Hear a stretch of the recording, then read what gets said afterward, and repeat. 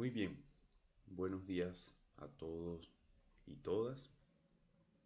Bienvenidos nuevamente a Metodología de la Investigación Jurídica. Es un gusto para mí dar inicio formalmente a la revisión de los contenidos de nuestro programa. Espero, atendiendo las circunstancias actuales que vivimos, se encuentren muy bien, se encuentren con salud, a resguardo en sus hogares, junto a su familia, cumpliendo las indicaciones de las autoridades. Nos enfrentamos a un fenómeno global de características nunca antes vistas, con consecuencias que aún desconocemos a ciencia cierta. Sin embargo, la virtualidad tiene el don de proveer cierta normalidad que nos permitirá avanzar en la revisión de los contenidos, nos permitirá avanzar en la aplicación de las evaluaciones. Por supuesto, desde la universidad y personalmente hacemos todos los esfuerzos necesarios para garantizar la calidad, para garantizar buenos resultados y que sea esto una experiencia de mucho provecho para todos. Vamos a partir revisando los contenidos de la primera unidad del programa. Les recomiendo, si aún no lo han hecho, revisar en detalle el programa instruccional. En el mismo encontrarán la distribución de las unidades temáticas, sus títulos, contenidos y desde luego la bibliografía recomendada. Esta primera unidad se titula Reflexiones sobre la investigación científica. He decidido distribuir la primera unidad en 3 temas. El primer tema que desarrollaremos en esta videoclase grabada se titula Conocimiento científico y es un tema que tiene un carácter esencialmente conceptual, que nos permitirá comprender las bases, reitero, conceptuales del conocimiento, partiendo por su definición, pasando a revisar sus características, los tipos y niveles de conocimiento, las condiciones generales del conocimiento y algunas distinciones relevantes sobre las distintas formas de representación del conocimiento. El segundo tema que abordaremos la próxima semana se titula Investigación científica. Partiremos por definir la investigación científica, luego de concretar con claridad y comprender con claridad el conocimiento científico, los distintos enfoques de investigación, la investigación cuantitativa, cualitativa, los principales elementos de una investigación científica, para luego pasar a revisar el método general de investigación y las etapas generales del proceso de investigación. Finalmente, lo que entiendo como la aplicación de los conceptos generales de la metodología de la investigación a un área específica del saber, como el derecho. Desarrollaremos el tema 3 titulado Investigación jurídica, el cual partirá, por supuesto, de una definición, la comprensión del objeto de estudio de la investigación jurídica, los métodos y técnicas aplicables que son propios también del quehacer del investigador en derecho, los tipos y niveles de investigación jurídica, las etapas del proceso de investigación jurídica, importancia de la investigación en las ciencias jurídicas y por último los productos o las formas de representación del conocimiento como resultado de la investigación jurídica. Estos 3 temas conforman la primera unidad de aprendizaje y son 3 temas que estimo desarrollaremos en unas 6 semanas. El día de hoy, reitero, partimos con el tema número 1, titulado Conocimiento científico, e implica una revisión general del concepto conocimiento y adicionalmente la relación entre el concepto conocimiento y el quehacer científico. Muy bien, yo les remití y está disponible en el entorno virtual de aprendizaje 3 lecturas que son de carácter obligatorio y a través de las cuales he construido el desarrollo de la clase. Partamos por la definición de conocimiento. Pensemos en función de las ideas, los pensamientos. Lo primero que nos viene a la cabeza cuando escuchamos la palabra conocimiento, la voz conocimiento. Probablemente es poco lo que advertimos, ¿no? O no es tan claro lo que advertimos sobre la voz o el concepto conocimiento. Porque esencialmente el conocimiento parte de un hecho inconsciente, de un actuar inconsciente. Sin embargo, ese actuar inconsciente está mediado por un conjunto de fases, está mediado por un conjunto de procedimientos que desarrollamos habitualmente.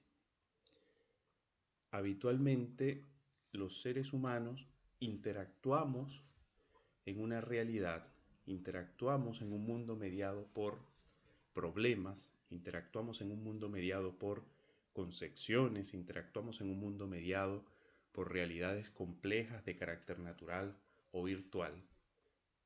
Y en esa mediación, en esa interacción, desde luego tendemos a racionalizar nuestras relaciones, tendemos a racionalizar nuestros vínculos, tendemos a problematizar la manera en que nos relacionamos con otros seres humanos, tendemos a problematizar la manera en que comprendemos la realidad circundante. Pero ese es un hecho que en su manifestación más básica o primitiva es inconsciente. Y es inconsciente porque no nos detenemos frecuentemente a pensar, a analizar, a comprender cómo actúo en función de la realidad que me circunda. Cómo tiendo a comprender cuestiones básicas como la asignación de una tarea en el hogar, cuestiones básicas como la asignación de una tarea de la universidad, cuestiones básicas como la relación con otros miembros de mi familia, cuestiones básicas como los problemas derivados de la convivencia en tiempos de cuarentena, pero pese a no detenernos a hacerlo, esto es un proceso que está continuamente desarrollándose. Por eso, la primera definición que abordamos es la definición que asigna el diccionario de la Real Academia Española a la voz. Los diccionarios definen voces, a la voz conocimiento. Y se define esta voz, conocimiento, como la acción y efecto de conocer. Fíjense, parece sencillo, pero hay toda una complejidad en la definición que propone la Real Academia Española de la voz, acción y efecto de conocer. Porque precisamente, y lo vamos a ver más adelante, el conocimiento se expresa como una función y como una acción. Y como una función en referencia a lo que les manifestaba, como un hecho, como una manifestación que implica un conjunto de fases, de elementos que deben ser ejecutadas, que ocurren consciente o inconscientemente. Y también al mismo tiempo como una acción, porque es un hecho que reivindica el quehacer humano, es un hecho que reivindica nuestra presencia, nuestra vida, es un hecho que reivindica el modo en que nos relacionamos con la realidad que nos circunda.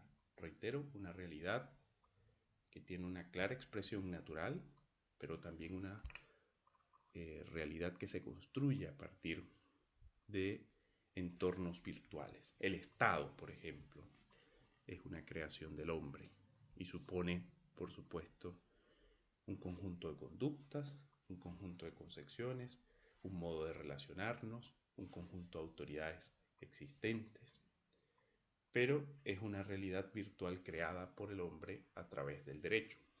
Y eso supone un modo en el cual nos relacionamos, nos vinculamos, de alguna manera actuamos en función de esa existencia del Estado como modo regulador de la vida social. La propia sociedad, los esquemas de conducta social, las exigencias morales de la sociedad. Esa idea de acción y efecto de conocer está claramente vinculada con la noción del conocimiento como función y acción. Función en el sentido de el conjunto de fases, pasos que debo ejecutar para conocer algo, y acción como una manifestación de la relación del hombre en función de la comprensión de la realidad que le circunda. El mundo nos provee de un conjunto de cuestiones que están allí para ser aprendidas, para ser tomadas, procesadas, analizadas, sintetizadas, resumidas, conocidas, comprendidas en su funcionamiento. Y ahí hay una relación clara entre una manifestación del conocimiento que nos permite, por supuesto, cuestiones básicas como la supervivencia, y una manifestación del conocimiento que nos permite complejizar, problematizar, alcanzar cierto nivel de abstracción para la comprensión del funcionamiento de las cosas, de los bienes, de la naturaleza, de las ideas que están disponibles. La segunda definición es una definición más bien de orden metafísico. La primera, la voz o el significado que le asigna el diccionario de la Real Academia Española a la voz conocimiento. La segunda es una definición documentada por la gran enciclopedia Larousse, que es un texto de referencia básica para la discusión de algunos temas. Pero esta definición es esencialmente metafísica. Cada una de las aptitudes que tiene el alma de percibir por medio de determinados órganos corporales las impresiones de los objetos externos. La definición es metafísica porque atribuye al alma ciertas condiciones. Podríamos objetar esta definición por la propia referencia al alma, pero esta definición de alguna otra forma es rescatable por atribuir al ser humano, al ente, la capacidad de percibir, la capacidad de poner a disposición de la realidad que le circunda un conjunto de elementos que le permiten relacionarse, ¿no? Ponemos a disposición de la realidad que nos circunda los sentidos para observar, ¿no? Para comprender, ¿no? Pero en una primera manifestación básica simplemente aplicación de sentidos, ¿no? Observamos, sentimos, olemos, miramos con nuestras intuiciones más básicas la realidad que nos circunda, ¿no? Y a partir de la utilización de esos órganos corporales a los que se refiere esta definición, establecemos impresiones, ¿no? Establecemos criterios. Nos gusta, no nos gusta, es suave, es fuerte el olor, es incandescente la luz. Y esto como una expresión muy básica del modo en que nos relacionamos con la realidad que nos circunda. Sin embargo, este modo básico de relacionarnos con la realidad tiende a complejizarse, tiende a problematizarse. ¿Por qué es incandescente la luz? ¿Por qué llueve? ¿Por qué los elementos tienden a caer? ¿Sí? ¿Por qué la manifestación del color? ¿Por qué al golpearme se causa una reacción de dolor? Y allí hay distintos niveles de problematización, distintos niveles en los cuales se complejiza el modo en el cual el individuo, el ente, el sujeto del conocimiento se relaciona con la realidad que le circunda. que va desde lo más básico hasta niveles de abstracción superior, que son los cuestionamientos que construye, por ejemplo, la filosofía, la razón de ser de distintas formas de Estado, la razón de ser de las formas de gobierno, la razón de ser de la religión como un elemento de control social, la razón de ser del mercado. Yo creo que aquí se puede hacer evidente ese salto entre la simple utilización de determinados órganos corporales para percibir, ¿no?, lo que circunda, a complejizar mediante ciertos procesos mentales la propia relación del ser con las entidades, las realidades naturales o artificiales que han sido creadas. La última definición, que se atribuye al autor Carrión, establece que el conocimiento es el producto o resultado de ser instruido, el conjunto de cosas sobre las que se sabe o que están contenidas en la ciencia. Fíjense que esta definición es interesante porque nos permite comprender al conocimiento como resultado. Ya no es solo la función y acción de conocer, como expresión de un procedimiento probablemente y en la mayoría de los casos inconsciente. Ya no se trata de la utilización de determinados órganos corporales para percibir y de esa percepción obtener una impresión de los objetos externos al ser humano, sino que, y esta es la más próxima a la noción de conocimiento científico, entender el conocimiento como el producto de ser instruido, y esa instrucción supone la aprehensión de un conjunto de ideas, la aprehensión de un conjunto de conceptos, la aprehensión de un conjunto de tesis, de teorías que han sido previamente construidas en función de un método de razonamiento, en función de un método científico, sobre las cosas que se sabe, y aquello que se sabe puede ser producto de la experiencia y al mismo tiempo es producto de la aplicación del método científico a la problematización del saber, o que están contenidas en la ciencia. Producto o resultado de ser instruido, el conjunto de cosas sobre las que se sabe o que están contenidas en la ciencia. Reitero, esta definición tiene una clara relación con el conocimiento propiamente científico, entendiendo el conocimiento como el producto de. ¿Como el producto de qué? De experiencias previas. Como el producto de la aplicación del método científico a los problemas. Hemos hecho referencia a algunos ejemplos durante la explicación de las definiciones anteriores. Pero en todo caso, cuando avancemos en la comprensión del método del procedimiento científico, tendremos claro que el producto del procedimiento científico es un conocimiento validado.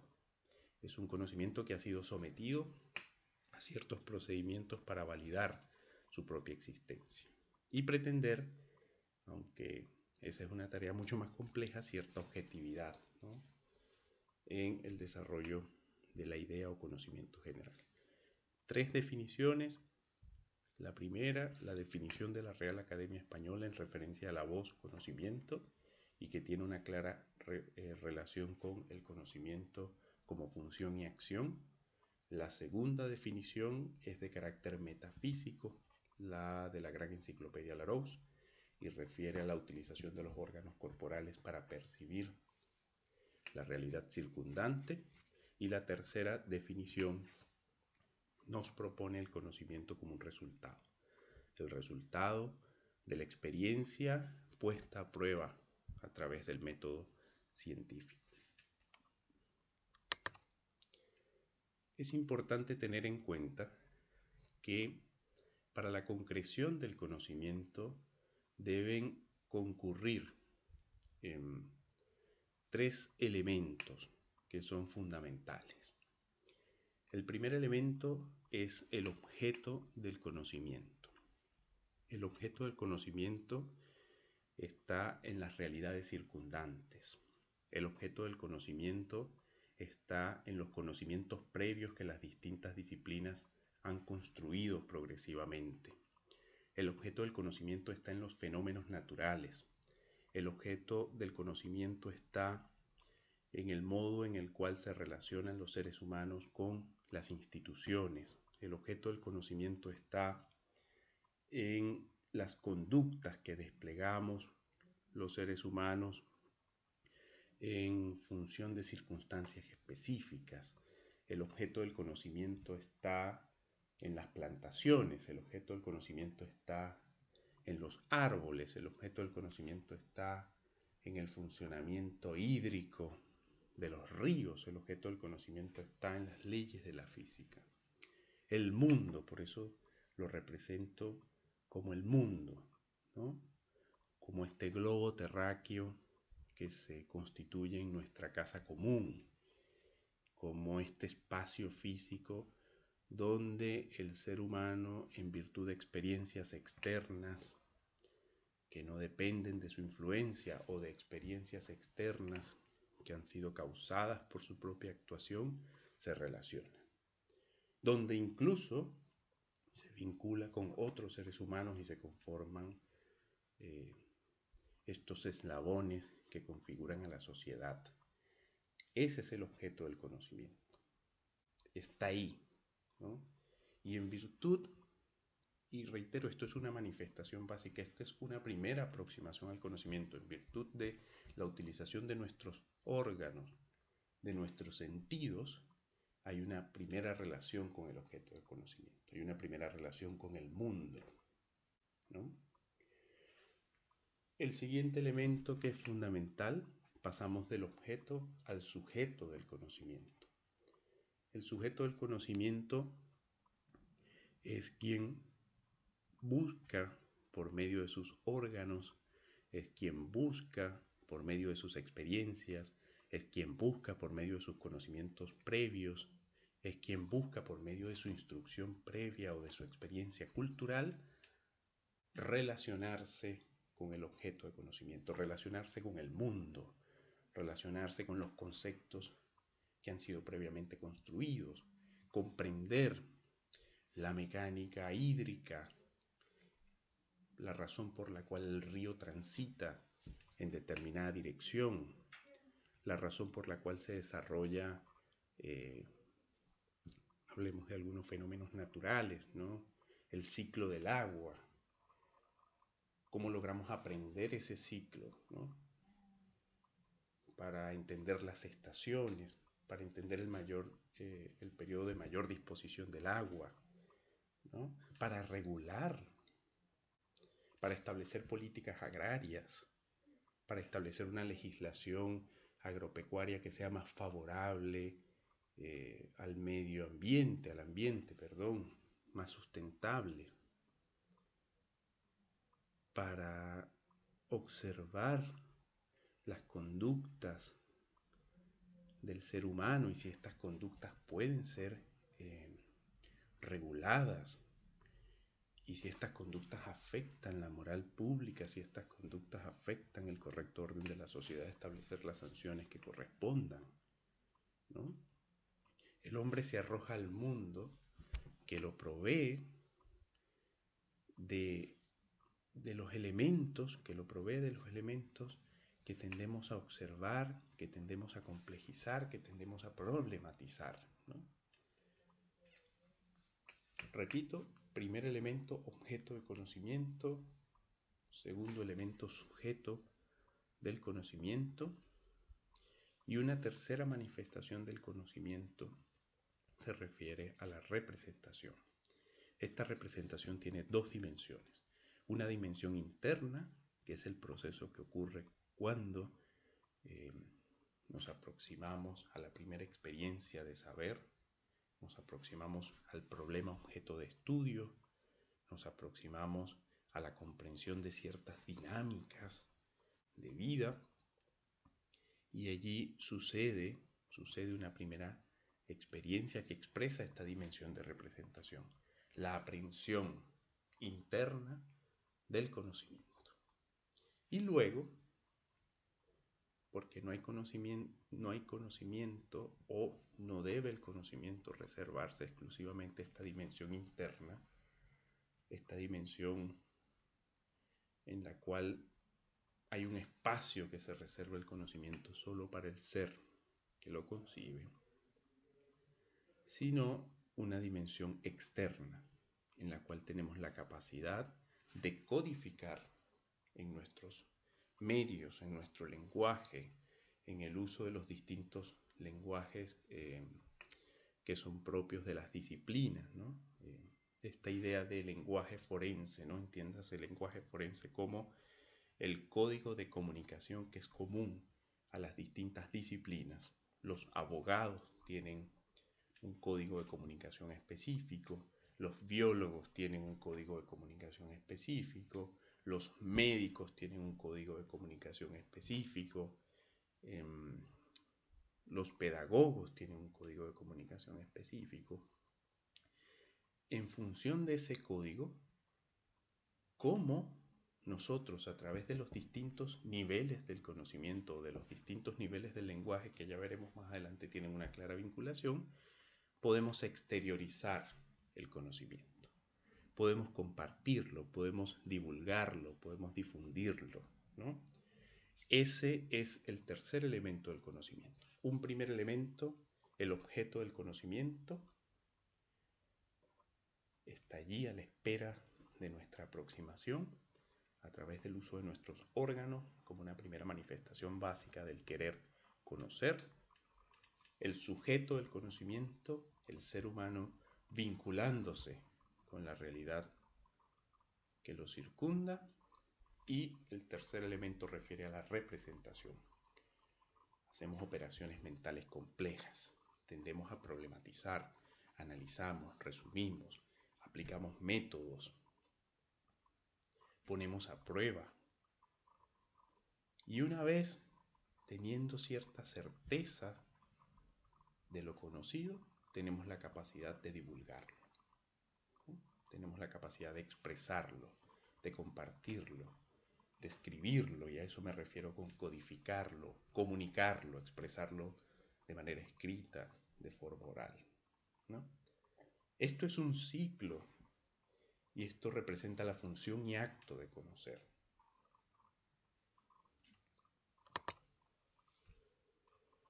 Bien, como características adicionales al conocimiento, además de la función o del conocimiento como función y como acto, fíjense que aquí en la diapositiva proyectada se refiere a esta idea de conocimiento como función y como acto, como crear cualquier tipo de conocimiento implica una actividad o un proceso que culmina en una representación interna que el sujeto del conocimiento hace en su mente acerca del objeto conocido.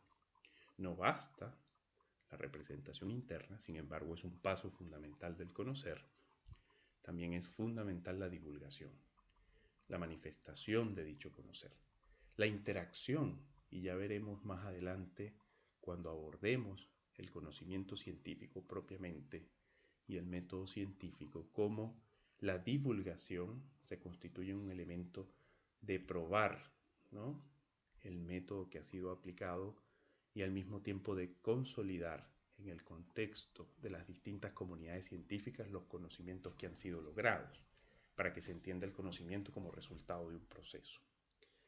Y al mismo tiempo el conocimiento es el acto, se refiere en esta característica del conocimiento como función y como acto, al acto de entendiendo el acto de conocer como trascendente, porque el sujeto va más allá de sí mismo. La segunda característica, bueno, sobre esa primera característica hemos, por supuesto, avanzado en los comentarios anteriores. El conocimiento como problema. El conocimiento como problema evidentemente está asociado a dimensiones que van más allá de la aproximación básica de las realidades o de los problemas que circundan al sujeto del conocimiento y en todo caso permite reconocer la existencia de un problema alrededor del conocer. Pasamos de la simple observación de la mecánica natural, de la simple observación de la mecánica social, de la simple observación de ciertos fenómenos, a problematizarlos. Y los problematizamos en función de nuestras propias experiencias. Los problematizamos en función de nuestros conocimientos previos. Y anteriormente hacía referencia, por ejemplo, a la justificación de las formas de Estado, a la justificación de las formas de gobierno, a la justificación de las formas de control social, a la justificación de una elección como mecanismo de legitimación del ejercicio del poder, a la justificación de ciertas instituciones jurídicas, como el matrimonio, la familia, la patria potestad, la herencia, los negocios jurídicos. Y hablo de justificación porque son instituciones que probablemente tenían un importante sustento en determinado momento de la existencia de la humanidad, pero que en momentos como los actuales están siendo objetadas, están siendo rediseñadas, se están planteando propuestas alternativas. Entender, como se afirma en la explicación de esta caracterización del conocimiento como problema, que el conocimiento no siempre llega de manera directa ni sencilla. El conocimiento implica un proceso de problematización que va alcanzando distintos niveles de complejidad. Y esos distintos niveles de complejidad permite, por supuesto, alcanzar niveles de abstracción que buscan construir la razón o las razones últimas de las cosas, ¿no? Y de allí uno de los elementos centrales de la filosofía de la ciencia, alcanzar la razón de ser de las cosas. Este conocimiento debe ser buscado activamente por medio de un trabajo de indagación. Repito, pasamos de ese proceso generalmente inconsciente en el cual ponemos a disposición de la realidad la forma en que la percibimos, a la cual ponemos a disposición de la realidad el conjunto de órganos por los cuales se expresan nuestros sentidos, y empezamos a complejizar lo que tenemos a disposición, lo que podemos observar, lo que estamos entendiendo. Y por último, esta característica del conocimiento como proceso, entender que el conocimiento o alcanzar el conocimiento ya como producto implica la sucesión de un conjunto de pasos. Y por ello la importancia de un ramo de metodología de la investigación incorporado a una carrera universitaria. Cómo construimos el saber, cómo aprendemos una disciplina, cómo entendemos las tesis, las teorías de las distintas áreas del conocimiento. No se pasa de una vez de la ignorancia a la veracidad. Esto es un proceso que está mediado por un conjunto de pasos. Esto es un proceso que está mediado por un método científico. Cada uno de los métodos científicos, si bien tienen una base común, tienden a modificarse en función de las disciplinas o las áreas del saber que se trate, a través de los métodos o de los mecanismos que han sido validados por las distintas comunidades científicas, ¿no? Conocer tiene su complejidad. Conocer científicamente tiene una clara complejidad. Conocer filosóficamente igualmente, ¿no? Por eso, esto como característica central del conocimiento científico. El conocimiento entendido como un proceso para la generación de resultados. ¿Cuál resultado? El conocimiento validado, el conocimiento probado. El conocimiento que puede ser sometido, ¿no? Al escrutinio de los distintos actores que integran las comunidades científicas, que son las que construyen el conocimiento científico. Y hago esta aclaratoria porque hay distintas manifestaciones del conocer, ¿no? Conocimiento científico, conocimiento popular, el conocimiento empírico, que sucede en función de nuestra cotidianidad, Sin embargo, el conocimiento que esencialmente nos interesa sin desmerecer las otras formas del conocer es el conocimiento científico. Entendiendo que, aunque esta es una discusión aún no resuelta, el derecho es una ciencia, el derecho es un conocimiento científico, ¿no? Una ciencia construida a partir de conocimiento científico, pero, repito, esta es una discusión que más adelante comprenderemos cuáles son sus matices. Bien, de acuerdo a los tipos de conocimiento, yo les remití como lectura obligatoria un texto de los autores Segarra y Bou. Segarra y Bou, si bien presenta un artículo de investigación que corresponde al área de las ciencias gerenciales, de la toma de decisiones, de liderazgo corporativo, creo que hacen una importante contribución y que es de provecho para lo que estamos discutiendo en esta clase. Ellos nos comparten una revisión de las distintas clasificaciones disponibles sobre los tipos de conocimiento. No es una tarea sencilla, porque hay tantas clasificaciones como autores, y ustedes pueden leerlo directamente en el texto o revisarlo en el PPT de la clase, ¿no? Ellos nos presentan la clasificación de Blacker. Voy a ampliar para que podamos verlo mejor. La clasificación de Blacker: conocimiento cerebral, conocimiento corporal, conocimiento incorporado en la cultura, conocimiento incrustado en las rutinas, conocimiento codificado. La clasificación de Nonaka y Takeuchi, que hacen referencia al conocimiento armonizado, de tácito a tácito, conocimiento conceptual, de tácito a explícito, el conocimiento operacional, de explícito a tácito, el conocimiento sistémico, de explícito a explícito, la clasificación de Spender, ¿no? Conocimiento consciente, objetivo, automático, colectivo, el conocimiento de TIS como tácito, conocimiento codificado, observable, conocimiento no observable en su uso, conocimiento positivo, conocimiento negativo, conocimiento sistémico, conocimiento autónomo. Sack presenta el conocimiento declarativo, el conocimiento de procedimiento, el conocimiento causal. Delon y Fahey, el conocimiento humano, el conocimiento social, el conocimiento estructurado. Nonaka y otros autores hablan de activos de conocimiento basados en la experiencia, activos de conocimiento conceptual, activos de conocimiento sistémico, activos de conocimiento basado en las rutinas.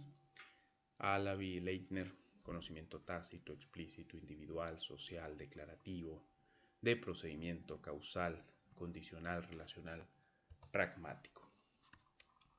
En todo caso, se trata de clasificaciones, de distintas clasificaciones que han sido abordados por distintos autores. Sin embargo, esto nos representa la amplia discusión que hay en torno al conocimiento como una cuestión central, ¿no?, de la actividad humana, una cuestión central de la actividad universitaria, una cuestión central de la actividad profesional, de la actividad técnica. Ellos establecen su propia taxonomía del conocimiento y un conjunto de ejemplos, ¿no? El conocimiento tácito es definido como conocimiento que está en las acciones, en las experiencias y forma parte de un contexto específico, ¿no? La idea de conocimiento tácito tiende a distinguirse entre conocimiento cognitivo, que refiere a los modelos mentales, y el conocimiento técnico, ¿no?, el know-how aplicable a un trabajo específico. Algunos ejemplos a los que ellos se refieren sobre el conocimiento tácito hablan de las formas de relacionarse con un cliente específico, ¿no? Y recuerden lo que les dije, este es un artículo de investigación de las ciencias gerenciales, por eso la utilización de estos ejemplos, ¿no? Como modelos tácito-cognitivo, como modelos mentales, las creencias individuales sobre relaciones causas-efectos, Y en el caso del tácito técnico, que es el know-how, ¿no? o la experiencia aplicable a un trabajo específico, las habilidades de un cirujano, ¿no? al desarrollar una cirugía. En el caso del conocimiento explícito, ellos lo definen como el conocimiento articulado, un conocimiento generalizado, y el ejemplo que nos presentan refiere al conocimiento sobre los principales clientes de una zona, ¿no? Sobre el conocimiento individual, que es creado por e inherente al individuo, el ejemplo son las percepciones conseguidas a través de un proyecto concluido. Continúa la taxonomía que presentan, ¿no? estos autores, el conocimiento social creado por e inherente a las acciones colectivas de un grupo, las normas de comunicación entre grupos, como ejemplo, el conocimiento declarativo, el know about, qué medicamento es apropiado para una enfermedad, ¿no? Una mera declaración de conocimiento, de procedimiento, el know-how ya no es saber qué medicamento es apropiado para una enfermedad, sino cómo administrar determinado medicamento. El conocimiento causal, el know-with, comprender por qué los medicamentos son eficaces. El condicional, el know-when, comprender cuándo prescribir un medicamento. Fíjense ustedes que son niveles, ¿no? distintos. Habitualmente me gusta señalar como ejemplo, que probablemente genera mayor claridad, y si no es así me lo hacen saber para procurar otro ejemplo, pero en una taxonomía del conocimiento mucho menos compleja a la que se está presentando, hablamos del conocimiento vulgar, del conocimiento técnico, del conocimiento científico y del conocimiento filosófico como última ratio, ¿no? Y por supuesto, podemos plantear el siguiente ejemplo. Conocimiento vulgar es por supuesto un nivel de conocimiento básico, es un nivel de conocimiento basado en la experiencia, en las relaciones sociales. Y esto, como les decía, hay una clara relación entre los niveles del lenguaje. Lenguaje vulgar, lenguaje técnico y lenguaje científico, ¿no? Pero respecto al conocimiento vulgar, es la manifestación de la cotidianidad. Conocemos cuestiones básicas, y estas cuestiones básicas se construyen a partir de nuestras experiencias, de nuestras relaciones, del día a día, ¿no? Conocimiento vulgar, entiendo que un auto cumple una función de desplazamiento y que para cumplir esa función de desplazamiento hay una estructura mecánica de la cual no tengo idea. El conocimiento técnico, bueno, el auto hay que repararlo porque presenta algunos problemas en sus frenos, la correa del tiempo, las bujías, no sé. ¿Ya? Bueno, vamos a un taller para repararlo. En muchas ocasiones, quien recibe nuestro auto para repararlo tiene un conocimiento técnico, conoce determinada marca, conoce la distribución de piezas del motor, conoce qué hacer frente a cada uno de los problemas que presenta ese auto de esa marca, tiene la habilidad para hacer la reparación. Pero no necesariamente quien ejecuta esas tareas que son fundamentales conoce las leyes de la dinámica de movimiento. A lo mejor estoy inventando estas leyes, ¿no?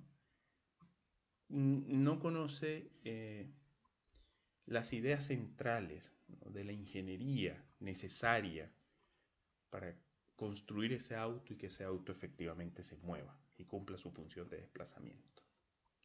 Ya es ese otro escalón, ¿no? Y esto yo creo que se expresa con claridad en esta taxonomía que proponen los autores que estamos revisando, cuya obra estamos revisando, ¿no? Declarativo, bueno, ¿qué medicamento es apropiado para una enfermedad? De procedimiento, ¿cómo administramos ese medicamento? Causal, comprender por qué tal medicamento es eficaz y por qué el otro medicamento no es eficaz. Condicional, comprender cuándo es necesario la prescripción de dicho medicamento. Relacional, comprender cómo interactúa un medicamento con otro grupo de medicamentos, ¿no? Observen que tiende a complejizarse, ¿no? Estos niveles de conocimiento. Pragmático, la utilidad de un conocimiento para una organización, mejores prácticas, estructuras de negocio, experiencias en proyectos, dibujos de ingeniería, informes de mercado, ¿no? Si bien la taxonomía que proponen los autores es mucho más específica, tengamos siempre presente esta taxonomía básica, digamos, de conocimiento vulgar, conocimiento técnico y conocimiento científico. Y hagamos el ejercicio de construir ejemplos en función de esa taxonomía básica. Yo les propongo el ejemplo del auto que es necesario repararlo, ¿no? En mi conocimiento vulgar, cuando voy al estacionamiento y quiero encender el auto y no enciende, escucho ciertos ruidos que están relacionados con una reparación anterior y suelo o puedo decir en ese momento que, bueno, algo está fallando la correa, está fallando una bujía, tengo alguna idea muy general, ¿no? Cuando traslado el auto para que el técnico lo revise, bueno, esta es una persona que comprende el funcionamiento de la máquina, probablemente recibió un entrenamiento en esa marca específica de vehículos, entiende cómo armar y desarmar el motor, entiende cómo armar y desarmar los frenos, ¿no? Pero probablemente si le pregunto sobre cuestiones de diseño, le pregunto sobre dinámicas de movilidad o las leyes de desplazamiento, no es allí donde voy a encontrar las respuestas. Un escalón más, el conocimiento científico. Y entonces se hacen presente los ingenieros que construyeron el vehículo, que establecieron en función de un conjunto de leyes preexistentes cuáles eran las características esenciales para que pudiera cumplir su función de desplazamiento y otras cuestiones ya de mayor complejidad. Bien, hay por supuesto dentro de los niveles de conocimiento un primer escalón que es el conocimiento empírico. Este conocimiento surge a partir de la observación e interacción con nuestro entorno, con el ambiente que nos circunda. El niño que coloca el dedo en el tomacorriente y esto le causa sorpresa, dolor, indignación, ¿no? Porque se electrocuta. Bueno, es probable que el niño no lo vuelva a hacer. ¿Ya? El conocimiento ya no empírico, sino el científico, que es un conocimiento que es un producto, que está mediado por la lógica y el pensamiento crítico y se basa en los hechos que han sido comprobados. ¿Ya? Los científicos que trabajan hoy arduamente para comprender el funcionamiento de esta nueva cepa del coronavirus, el COVID-19, y además de comprender su funcionamiento, trabajan incesantemente por crear una vacuna, ¿no? No basta con afirmar que se ha alcanzado la vacuna, ¿no? Esto evidentemente implica un conjunto de pasos de una complejidad tremenda para precisamente y un conjunto de pruebas que pueden tardar años o bueno, lo que esperamos sean meses y que generen un producto, ¿no? Y ese producto es la vacuna, pero esa vacuna es expresión de un nuevo conocimiento, de un nuevo saber respecto al comportamiento del virus, los mecanismos para contrarrestarlos, ¿no? Y eso implica, por supuesto, el uso de la lógica, el pensamiento crítico, el método científico, basarse en hechos comprobados y que precisamente el resultado de ese saber, ese conocimiento pueda ser sometido al control de otros miembros de la comunidad científica que se integran, ¿no? Integrados a esa comunidad científica, ¿no? Que pueden poner a prueba el método que ha sido utilizado, que pueden objetarlo o en su defecto corroborarlo. El conocimiento filosófico se fundamenta en reflexiones sobre cuestiones inmateriales y subjetivas. Entendemos el conocimiento filosófico como la última ratio, ¿no? La razón de ser de las cosas, ¿no? La razón de ser de la ciencia. Por esa razón algunos refieren a la filosofía como la madre de todas las ciencias. Probablemente en la medida que avancemos en la revisión de los contenidos entenderemos la dimensión filosófica del estudio del derecho como precisamente la dimensión de mayor complejidad, de mayor rango, ¿no? El derecho también tiene, digamos, manifestaciones empíricas, científicas y filosóficas, ¿no? Empíricas derivadas del procedimiento, el abogado litigante que como consecuencia de su experiencia conoce al dedillo las distintas fases del procedimiento, conoce al dedillo el comportamiento de los tribunales, la duración de determinadas causas, las eventuales respuestas. Pasamos a un conocimiento científico y es la labor que realiza el dogmático del derecho para tratar de resumir en distintos textos la regulación que establece el legislador, los criterios que han establecido los tribunales como aplicadores del derecho y buena parte de la experiencia que se recoge de la actividad profesional de los abogados litigantes.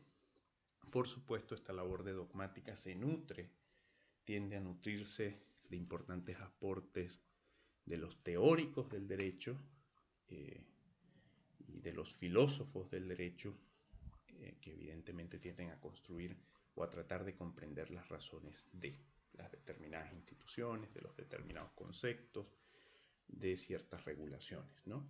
Pero allí tenemos, digamos, en este mismo ciclo de los niveles del conocimiento, cómo pueden ser estos aplicados al derecho, ¿no? El empírico, pues el abogado litigante, el asistente jurídico, el técnico del derecho, el científico, el dogmático, cuando leemos el manual de derecho penal, cuando leemos lecciones de teoría de derecho constitucional chileno, cuando leemos el manual de Hernán Molina Guaita sobre derecho constitucional, y tenemos la expresión de un científico del derecho que estudia el derecho desde una perspectiva, ¿no? Que es la dogmática, para lo cual se hace de las leyes, para lo cual se hace de la Constitución, para lo cual se hace de los criterios de los tribunales, para lo cual se hace de criterios de otros autores, para lo cual se hace de fallos, recomendaciones de organismos internacionales, y luego un nivel que es mucho más trascendente, abstracto y complejo, que refiere a la filosofía, ¿no? Y es cuando empezamos a cuestionar la razón de ser de dichas instituciones.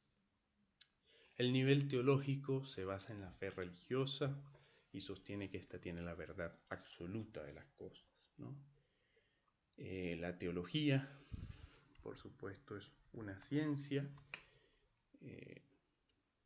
que estudia la religión, ¿no? Y que estudia a Dios como el centro de todo lo que ocurre, ¿no? La manifestación teológica fue muy relevante en un determinado periodo de tiempo, ¿no? Y se entendía como la última razón del saber, ¿no?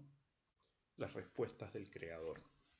Sin embargo, en la medida que hemos evolucionado, ha habido un desplazamiento de lo teológico como una disciplina específica que estudia la relación del hombre con Dios, que estudia la organización de las distintas confesiones religiosas, de las distintas iglesias, que tiene por supuesto un robusto carácter teórico, que tiene por supuesto un robusto carácter filosófico, pero ya no se entiende en la actualidad como la última razón del saber, ¿no? Sino que esta es una labor que ha asumido de forma mucho más independiente e imparcial la filosofía, ¿no?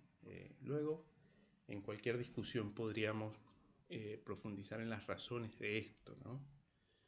Pero esencialmente la idea del carácter laico de la ciencia, ¿no?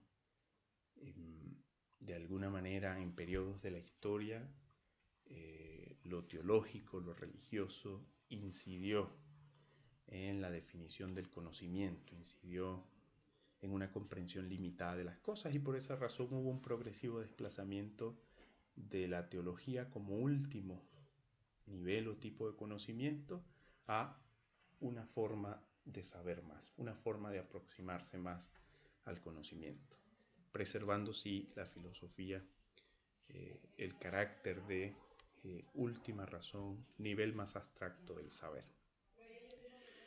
Bien, ya para ir cerrando nuestra primera videoclase grabada, quiero brevemente referirme a las condiciones del conocimiento. En uno de los textos que le remití, un autor llamado Pedro Chávez establece como condiciones filosóficas del conocimiento la creencia, la validez y la existencia. Él expresa que un primer nivel, ¿no?, o una primera aproximación al conocimiento es la manifestación subjetiva de creer, ¿no?, de creer en este hecho, de creer en esta manifestación de mi entorno. Posteriormente, mediante la aplicación del método científico, que es una preocupación central de la filosofía de las ciencias, validamos esa creencia. No basta la subjetividad, sino que procuramos la construcción de objetividad a través del método científico, un conjunto de pasos para corroborar mi creencia inicial, lo que inicialmente vamos a entender como una hipótesis o una idea inicial de investigación, la vamos a validar. Vamos a determinar si esto es cierto o incierto. Vamos a determinar si esto es una hipótesis válida o inválida, ¿no? Y por supuesto, la evidencia como condición filosófica del conocimiento, expresada no solamente ya como el método, sino los hechos que están a disposición para ser comprendidos, que están a disposición para ser analizados, que están a disposición para ser observados. También, como condiciones del conocimiento, destacan las condiciones sociohistóricas. Si bien el método científico busca proveer de solidez, de objetividad, de imparcialidad, los conocimientos que son producto de la actividad científica, por supuesto, toma especial relevancia en el área de las ciencias sociales, las ciencias jurídicas, la ciencia política, las condiciones sociohistóricas, ¿no? Entender que el conocimiento, más allá del método científico, más allá de una visión cientificista o positivista de la ciencia, el conocimiento se halla inmerso en un ambiente histórico-social, ¿no? Es imposible aislar al científico social de las realidades, es imposible aislar al científico social de la influencia que ejerce su propio contexto, ¿no?, que ejercen los movimientos sociales, que ejercen los hechos históricos, las crisis económicas, la guerra, ¿no?, la cultura, las manifestaciones religiosas, porque evidentemente el investigador, aunque a través del método pretende brevemente aislarse de la realidad, es un sujeto más de ese contexto social, es un actor más de esa vida social. Y al ser actor, y en ocasiones al ser protagonista, él no se puede evadir. Yo creo que un ejemplo claro de esta discusión es el proceso constituyente que tenemos en puerta en Chile, que inició como producto del estallido social de octubre de 2019. Y fíjense ustedes cómo distintos actores se han ido integrando a esta discusión. Pero buena parte de estos actores que han tomado protagonismo en esta discusión son precisamente los estudiosos del derecho constitucional. Estos estudiosos del derecho constitucional no son ajenos a esa realidad. De hecho, son críticos de las condiciones sociales, son críticos de las condiciones sistémicas. Muchos de ellos advirtieron previamente que esto podía suceder como consecuencia de las desigualdades, como consecuencia de la corrupción, como consecuencia del agotamiento de un modelo constitucional o de un acuerdo constitucional preexistente, ¿no? Si bien son científicos dedicados al estudio del derecho constitucional, desde luego su quehacer científico para cultivar la disciplina del derecho constitucional siempre va a estar inmersa o afectada en el contexto y las realidades, especialmente en disciplinas que se nutren precisamente de hechos, ¿no? De realidades. Cuando hablamos del agotamiento de un modelo constitucional, ¿solamente hay reflexiones jurídicas sobre esto? No. Evidentemente, si se habla del agotamiento constitucional o de un modelo constitucional, tenemos que hacernos de la realidad política, de la realidad histórica, del agotamiento de determinados actores, del agotamiento del sistema, y eso implica que el estudioso del derecho constitucional, si bien tenemos un método que busca de alguna u otra forma transparentar nuestros procesos de reflexión, no podemos negar que sin duda hay una incidencia clara de las propias realidades que está viviendo el investigador, que al mismo tiempo es un actor, ¿no? De las realidades que se viven. Finalmente, ahora sí, para cerrar, debemos tener claro algunas distinciones relevantes que están asociadas con los tipos y niveles de conocimiento. El conocimiento popular es un conocimiento que está mucho más vinculado al conocimiento vulgar, al conocimiento de la cotidianidad, pero que se construye a partir de los vínculos, ¿no? Relacionales del cuerpo social. El conocimiento popular en los últimos tiempos está tomando bastante valor para el quehacer del conocimiento científico, para la construcción del conocimiento científico. Como ejemplos, podemos hablar estudios que se refieren al uso de plantas medicinales por pueblos originarios, como medicina alternativa o como mecanismos de salud alternativos. En el ámbito del derecho es mucho más frecuente el estudio de los mecanismos de resolución de conflictos de las comunidades originarias, ¿no? ¿Cómo resuelven sus conflictos los grupos o las comunidades mapuches radicadas en determinada zona del sur de Chile, ¿no? Eso puede ser motivo de estudio.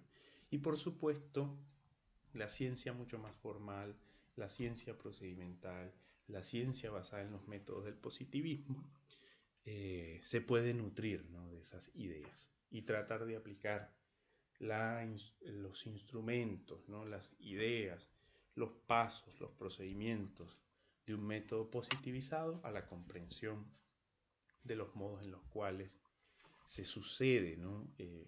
Este modo de interrelación, ¿no? Cuando hablamos, por ejemplo, de la justicia indígena, cuando hablamos del uso de plantas medicinales, cuando conversamos sobre el rol del maestro, que es auténtico de esa zona y al mismo tiempo integra una comunidad indígena. Por supuesto, hay no solo una fuente de información de la que se puede nutrir los procesos de construcción de conocimiento científico tradicionales, occidentalizados, digamos, occidentalizados me refiero, o positivizados, sino al mismo tiempo un modo de entender el valor que tiene en sí mismo esa idea, esa cosmovisión, ese modo de relacionarse, ¿no? Por supuesto, está el conocimiento científico sobre el cual hemos abordado, hemos desarrollado, y también una distinción clara con la divulgación. Entendamos que un elemento condicionante importante del conocimiento es su representación. Recordemos que esa representación tiene una dimensión interna cuando aprendemos internamente la comprensión del objeto de estudio, cuando la procesamos internamente. Pero otra expresión es la dimensión externa y es la capacidad de compartir el conocimiento ya como producto, de divulgarlo, de someterlo a discusión. Y esto tiene una como claro ejemplo, la actividad de divulgación que estamos realizando en este momento. Por ejemplo, una clase para estudiantes de primer año de la Universidad San Sebastián, la actividad de divulgación que se realiza en foros especializados, la actividad de divulgación que un experto realiza cuando es convocado por un medio de comunicación para discutir tal o cual tema, la actividad de divulgación que se realiza del conocimiento como producto a través de revistas especializadas, monografías, manuales, ¿no? Allí nosotros tenemos distintas formas, ¿no?, de codificar el saber, de compartirlo, de socializarlo, de someterlo incluso al escrutinio de otros miembros de nuestra comunidad científica, de ampliarlo, ¿no?, de corregirlo si es necesario. No es posible la producción de un conocimiento aislado. O sí es posible, pero evidentemente el carácter socializador del conocimiento juega un rol relevante en su validación. Son palabras del profesor Sebastián Agüero de la Universidad Austral de Chile, donde nos dice, bueno, el derecho no es más que un conjunto de aportes que se van realizando en forma de eslabones, ¿sí? ¿Saben lo que es un eslabón? Una cadena. Bueno, cada contribución a determinada área del saber se convierte en un eslabón, ¿no? Entonces, quien busca el conocimiento no está aislado, está precedido por un conjunto de autores que ya han investigado de forma general o de forma indirecta dicho tema y por lo tanto hay que hacerse primero de ese saber. Pero para poder hacernos de ese saber, evidentemente se requiere que todos socialicemos, divulguemos, compartamos el saber, ¿no? Y esto también debe expresarse en las políticas públicas de educación, en las políticas públicas de investigación, ¿no? El saber como un bien público a disposición de todos. Bueno, con esta última reflexión cerramos, espero que sea de mucho provecho esta primera clase.